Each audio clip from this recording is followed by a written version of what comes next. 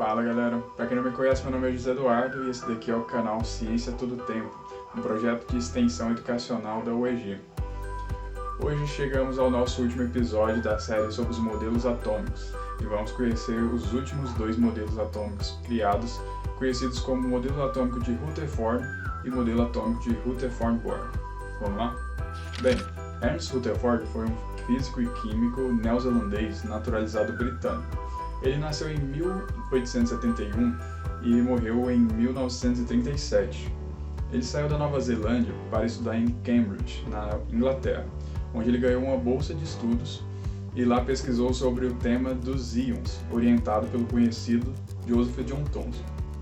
Anos depois, ele voltou seus estudos para o tema da radioatividade, provavelmente um dos assuntos que mais lhe abriu horizontes para descobertas importantes. Rutherford estudou tipos de radiação, das quais descobriu duas partículas e denominou elas de alfa e beta. Em 1908, ele ganhou o Nobel de Química por ter feito várias descobertas nesse ramo. Dentre elas, descobriu que a radiação alfa ela é um fluxo de átomos de hélio sem seus elétrons, ou seja, as partículas alfa possuem carga então positiva. E aqui começa um ponto importante dessa história, pois Rutherford utilizou desses conhecimentos para a formulação do seu modelo atômico.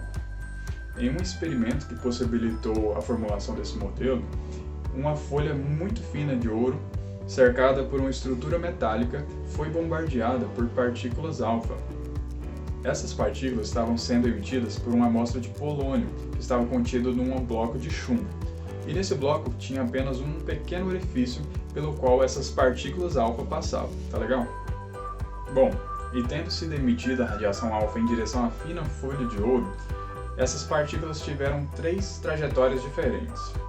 A primeira delas, as partículas passavam pela fina folha de ouro e não mudavam sua trajetória. A segunda, elas passavam pela folha de ouro e sofriam uma pequena alteração em sua trajetória.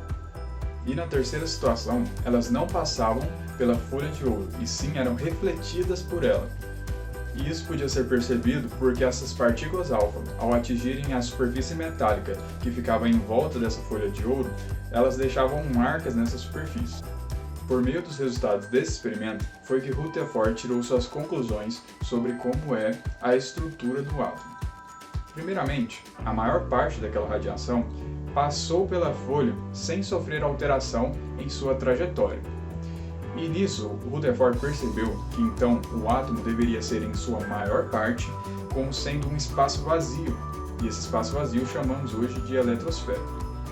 Segunda coisa, parte daquelas radiação passou pela folha e sofreu uma certa alteração em sua trajetória. Então pensa comigo, a radiação alfa ela tem carga positiva, lembra disso? Então o que Rutherford chegou à conclusão era que essa carga positiva da radiação, ao passar pela folha, sofria essa mudança na sua trajetória justamente porque o núcleo do átomo, que também é positivo, repeliu essas partículas fazendo essa mudança em sua trajetória. E também uma pequena quantidade das partículas foi refletida, o que para Rutherford significava que a radiação batia nesse núcleo atômico e voltava. E como foi uma pequena quantidade dessas partículas que voltou, Rutherford interpretou isso como o núcleo atômico sendo muito pequeno em relação com o tamanho total desse átomo. E assim se formou o seu modelo. O átomo foi definido por ele como sendo uma região de maior parte vazia, onde podiam ser encontrados os elétrons, e tinha um núcleo bem pequeno, com carga positiva, que continha ali os prótons. Os elétrons giravam em torno desse pequeno núcleo em uma órbita em formato de círculo, não elipse. E faziam isso sem mudar de uma órbita para outra, tá legal? O modelo de Rutherford ficou conhecido como modelo do Sistema Solar, ou modelo planetário, por se assemelhar aos planetas girando em torno do Sol. Em 1932, um cientista de nome Chadwick descobriu a terceira partícula que compõe os átomos, os nêutrons. Os nêutrons possuem, por sua vez, carga neutra, tá? E a partir desse momento, ficou então conhecida a presença dos nêutrons no núcleo atômico, junto com os prótons. Vale salientar que os nêutrons não fazem parte do modelo de Rutherford, mas eles explicam por que as partículas positivas, que são os prótons, conseguem ficar tão próximas umas das outras num espaço tão pequeno. A partir daí, surgiu um novo modelo atômico, que conhecemos hoje como o modelo de Rutherford-Bohr, que não entraremos tanto em detalhes, mas que ele aperfeiçoa e complementa o modelo anterior.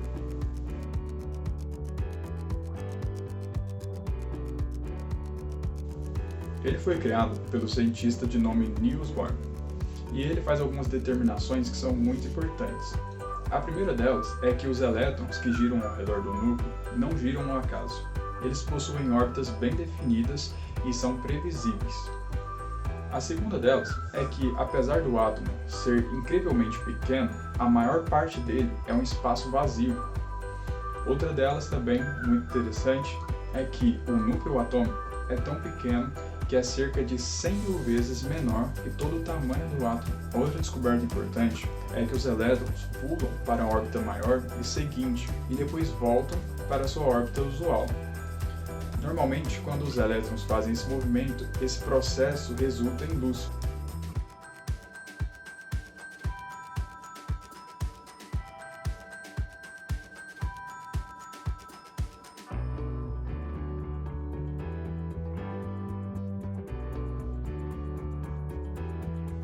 Também, Born conseguiu prever comprimentos de onda a partir da constituição do átomo e dos saltos que os elétrons fazem de uma órbita para outra. Bom, e assim terminamos, por enquanto, essa nossa conversa sobre os átomos. Loucura, né? Se possível, eu peço que avaliem o vídeo, deixem um comentário e até a próxima!